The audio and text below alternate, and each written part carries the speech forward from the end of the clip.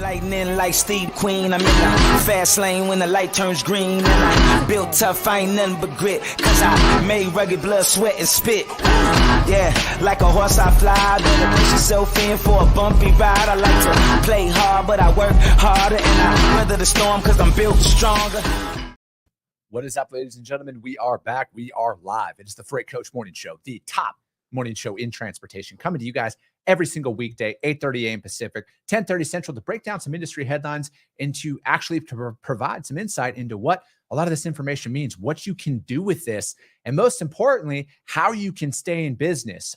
We don't need anybody leaving this industry. We don't need anybody going out of business at all. We need to band together as much as we possibly can and put the right information out there to keep our truckers profitable, to keep everyone profitable, because, you know, that's what America's all about. That's why I proudly fly this American flag behind me every single day, you guys, is because I'm living my American dream and I want to help each and every one of you live your American dream as well. And we need to put best practices out there, you guys. You know, yes, market shifts, things change, everything goes on, but we got to put that information out there to help as many people as possible. You know, it just brings back to the whole convoy layoff and 20% of the workforce getting laid off, and, you know, damn near 30% since June. And, you know, as a whole, we got to step up. So as always, you guys, with my platform, with this live show, if you are hiring, I want you to put that information out there for people. Okay. If you are looking for a job, if you were one of those affected by the layoffs at Convoy, DM me, please. And we can put you in contact with some people. I know a lot of recruiters out there. I know a lot of people who are hiring, and we got to do that, you know, at the end of the day, you guys. So let's use this platform for the good as a whole, you know. So let's find some information up there. Let's get some stuff. And, you know, again, if you're hiring, if you're a company and you're hiring, please drop that in the comments. If you were affected by the Convoy layoff, DM me or jump in on this live show and put that information out there, and let's connect some people and let's help some people out. But before we jump into a lot of this, damn comments are blowing up already. I'll get to all of you guys. Got to give a shout out to my friends over at VHub. You guys, vhubapp.com. Whether you're a broker, carrier, or a shipper, you should never have to shut your operation down if you don't have access to a trailer because it's in the shop, or if you don't have anybody, you know, if you're trying to get in the door with a customer. What do they need? Assets, trailers. You now have that at VHub, you guys. And the best part about it, you get paid to do this. So what they're working on right now, Paragould, Arkansas, Orting, Washington, drive-in. You get paid $15.50 to move that trailer. That's on top of the revenue that you can get by putting freight in the back of that, you guys. So this is a way to help offset the fuel costs. We'll be breaking down an article on that today. They also have a reefer out in San Diego, California, going to Selma, Texas, $800 for that one. San Diego going out to Millbury, Ohio, $600 for that.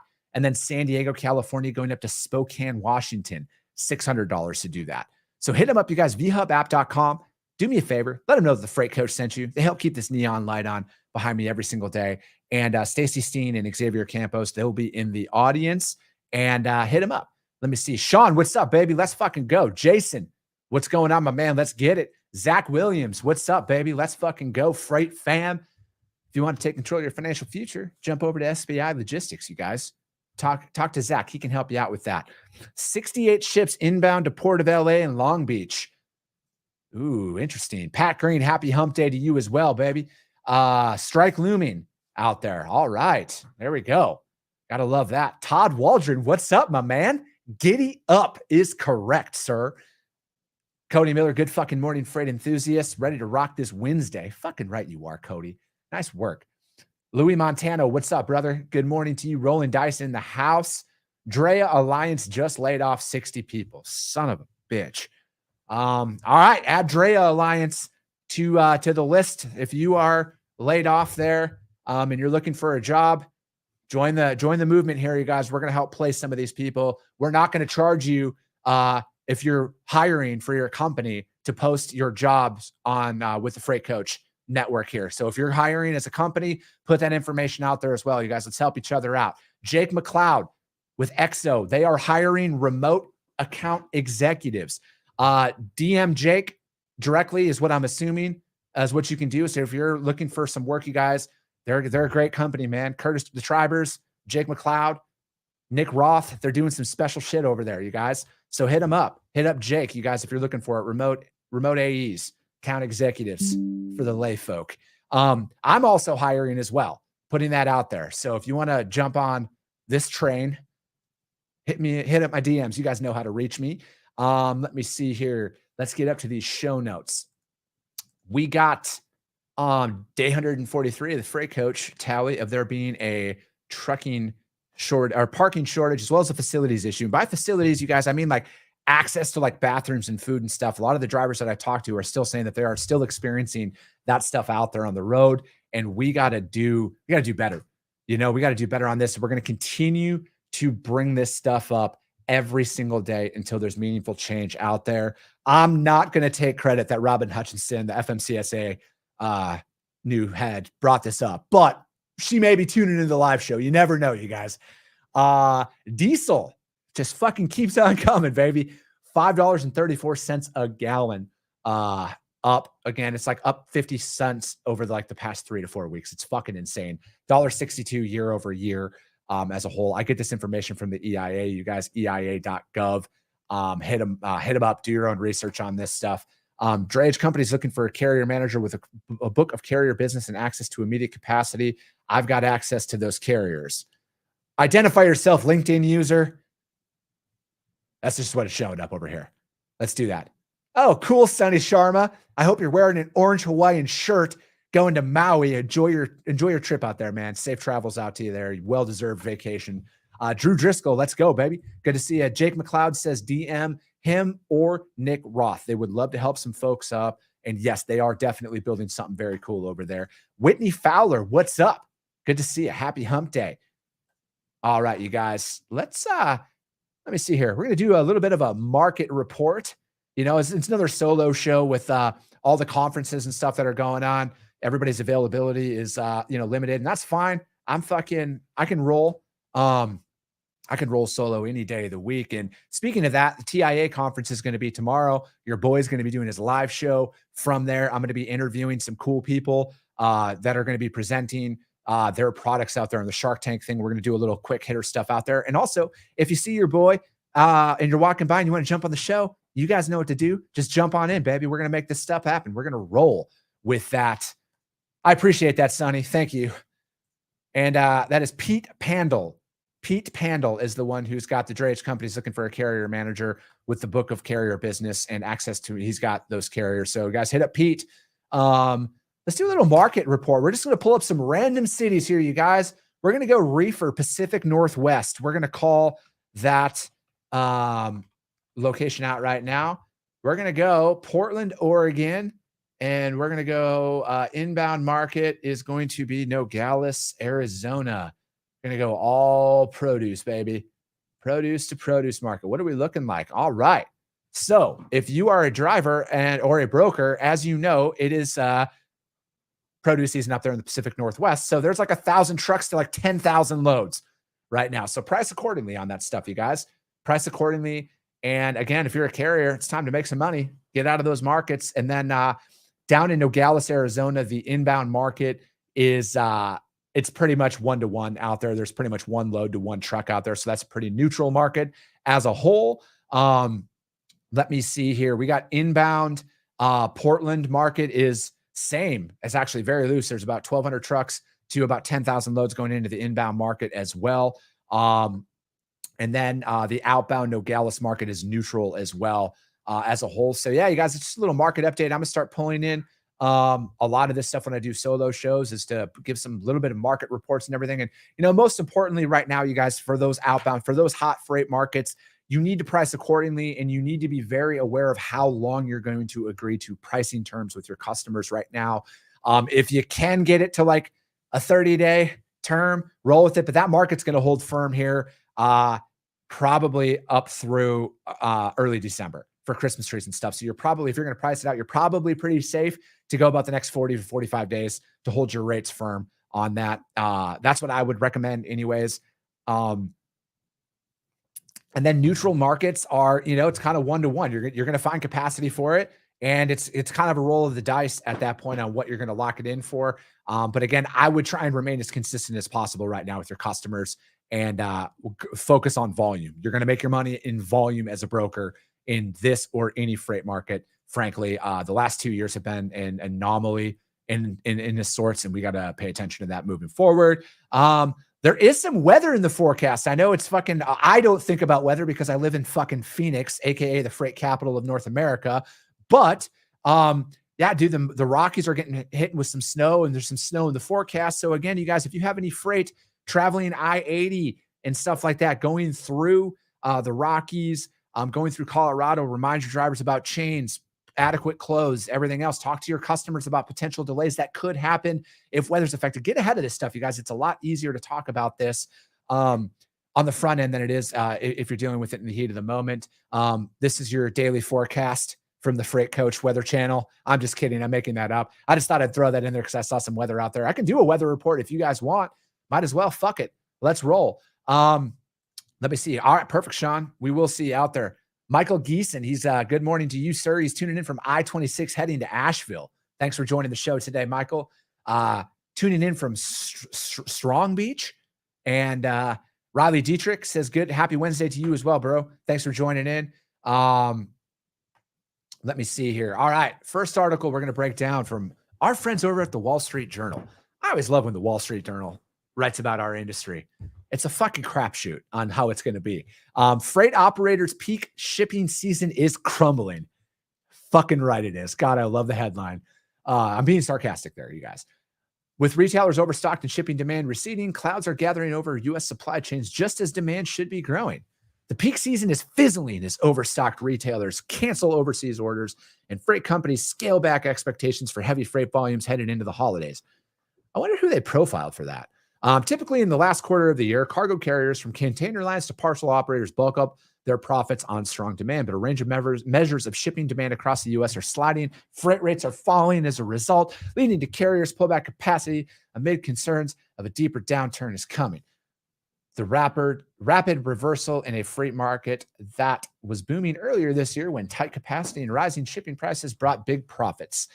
Trucking bellwether J.B. Hunt on Tuesday reported that revenue remained flat in the third quarter with the prior quarter of a 3.8. I love the connotation. Yeah, it was flat. We only did 3.84 billion. Yeah, fuck us, right?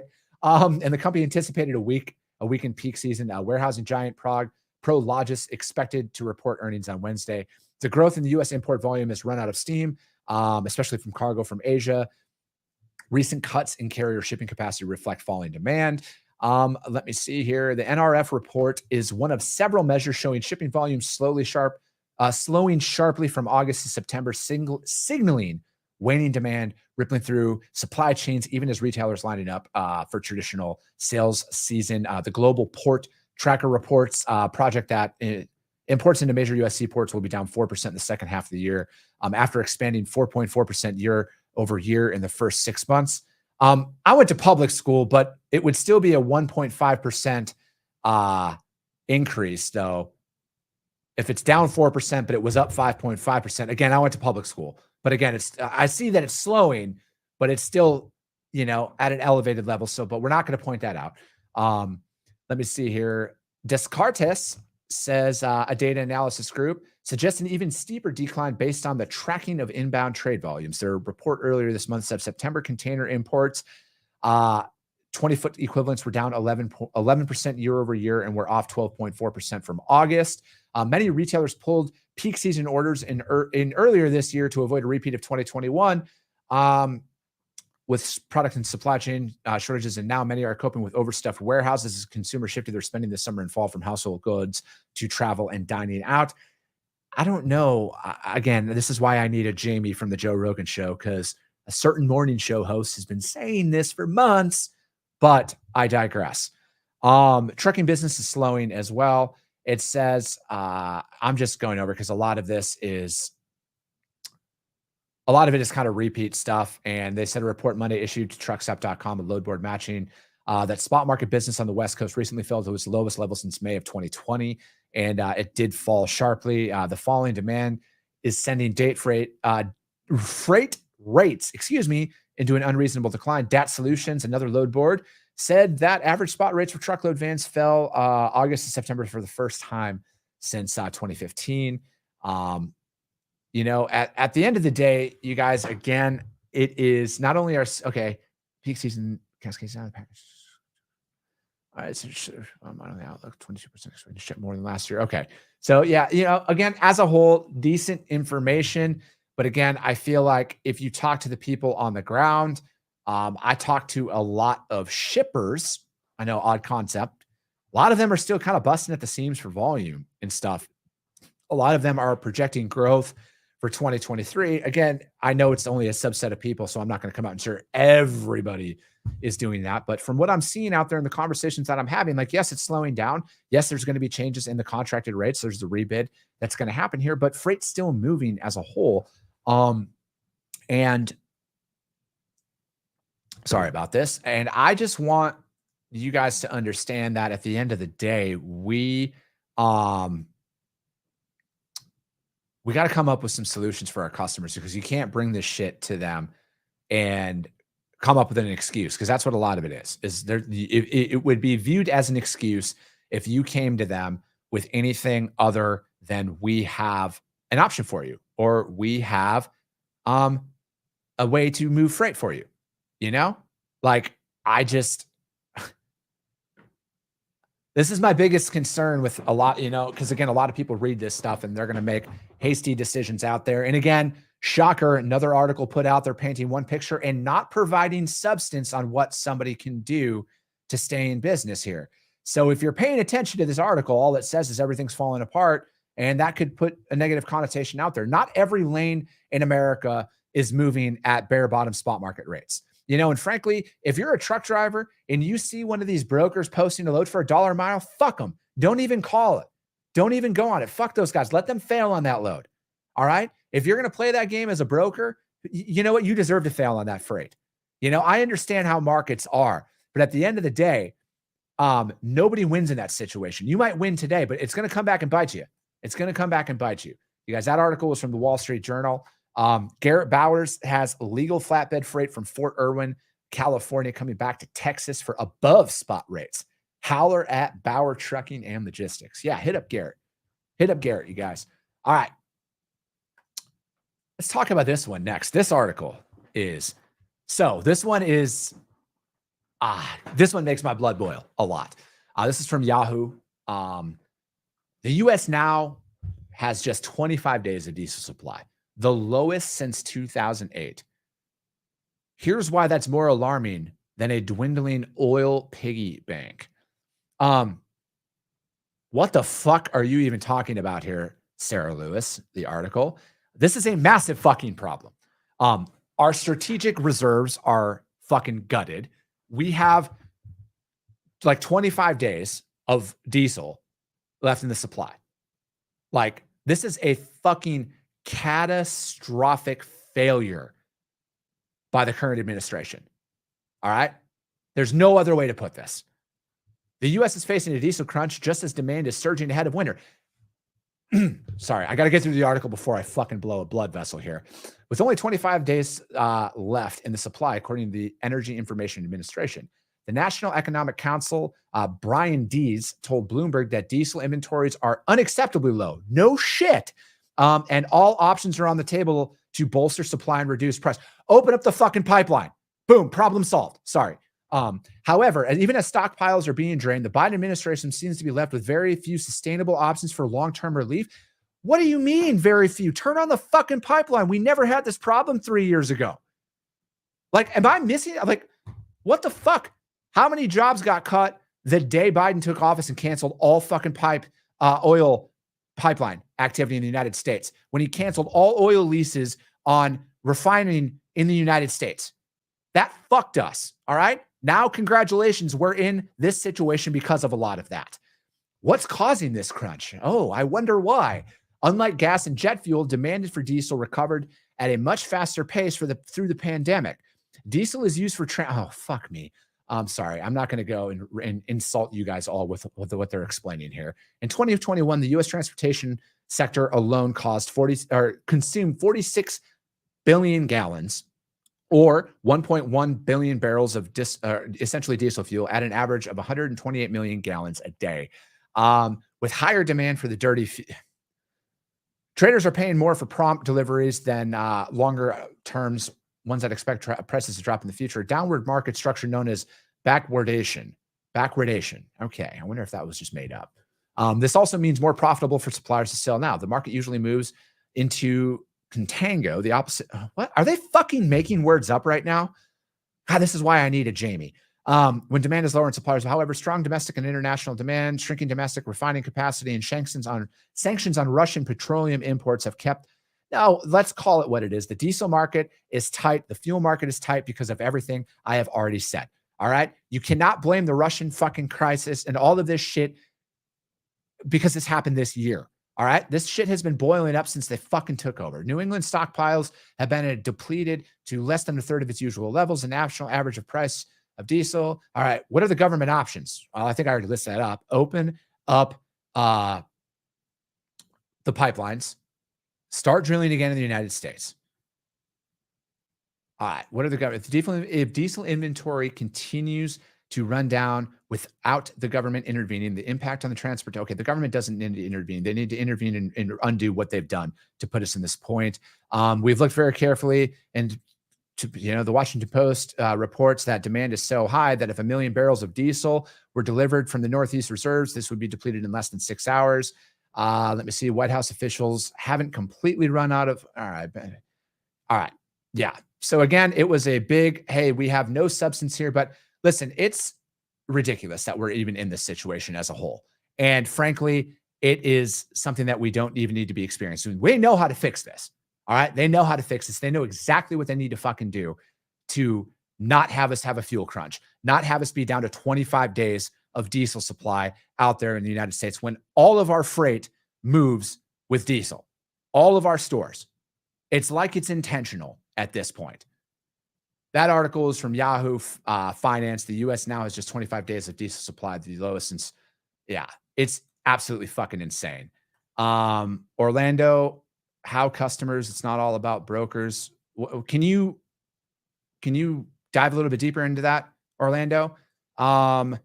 Tony, it's absolutely fine if you do not want to tune in, man. It is absolutely fine. This is who I am, and I will not apologize to you or anybody for how I talk. So if you don't want to tune in, man, that's fine. Let me see here. The final article, third and final article, is joc.com. And as always, you guys, all the articles that I break down, I put the links up there on the Freight Coach YouTube channel, as well as the Coffee with the Freight Coach podcast for the audio only replay. I put them all out there, you guys, because at the end of the day, I want you to do your own research on a lot of this stuff, break a lot of this stuff down, and see how you can bring this to your customers and help you out as a whole. All right. That's what we need to do a lot of our own research on here. Let me see here. Andrew, good morning. Thank you for joining. All right. Last article, joc.com. Bumpy spot market forces U.S. truck shippers to reroute. Let me see here. U.S. shippers moving freight inland are finally winning some relief from skyrocketing transportation costs, but not necessarily from supply chain disruptions and service problems. Freight congestion has shifted from U.S. ports to inland distribution sites such as warehouses and intermodal rail terminals, compounding issues with on-time deliveries that have plagued shippers throughout the COVID-19 pandemic. All-inclusive spot truckload rates paid by shippers were down 15% year over year in September, with the weighted national average falling to $265 per mile, according to the JOC. And then that is a conglomerate of information from Cargo Chief, Dat Freight, and Analytics, LoadSmart, and a survey of shippers and logistics providers. And that rate was still 35% higher than what it was in 2019.